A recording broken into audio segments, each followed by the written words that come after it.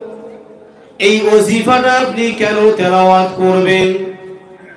জামানার মুর্শিদ আল্লামা সুফি মুফতি আজান গাজী রাহমাতুল্লাহ আলাইহিম তারা আর কোন বানোয়াট শব্দ আমাদেরকে দেয় না রে বাপ। তিনি যেটাই আমাদের দিয়েছেন আল্লাহ ও রাসূলের হুকুম মতো। ও ভাইজানেরা, আমি না বোঝার কারণে দুনিয়ার জমিনে আল্লাহর আউলিয়া কিরামদের বিষয়ে অনেক বড় ছোট কথা বলি ভাই। আমি আপনাদেরকে নিষেধ করব না, না না, আল্লাহর ওলিদের ব্যাপারে আপনি খারাপ মন্তব্য আনবেন না।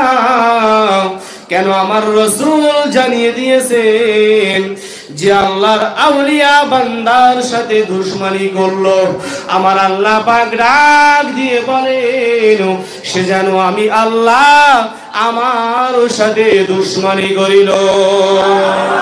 কথা ঠিক না বেটি? আসলে আমরা মানুষ বুঝি না, যার কারণে অনেক উল্টো পাল্টা মন্তব্য আমরা করে থাকি।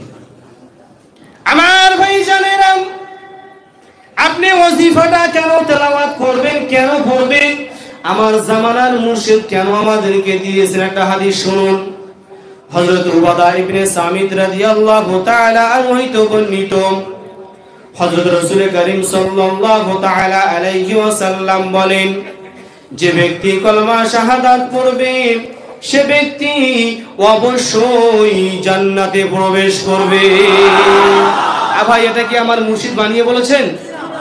আমি প্রথমে জোরে বলতে লাগবে, বানিয়ে বলেছেন না। এটা কে বলেছেন? আল্লাহর রাসূলের এক প্রিয় সাহাবী, জোরে বলুন না সুবহানাল্লাহ।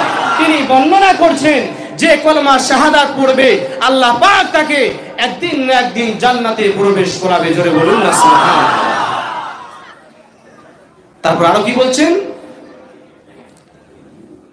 তার আমল যে এই পর্যায়ে, ওই বান্দার আমল যে পর্যায়ে হোক না কেন, আল্লাহ পাক তাকে অবশ্যই অবশ্যই জান্নাত নসিব করবে।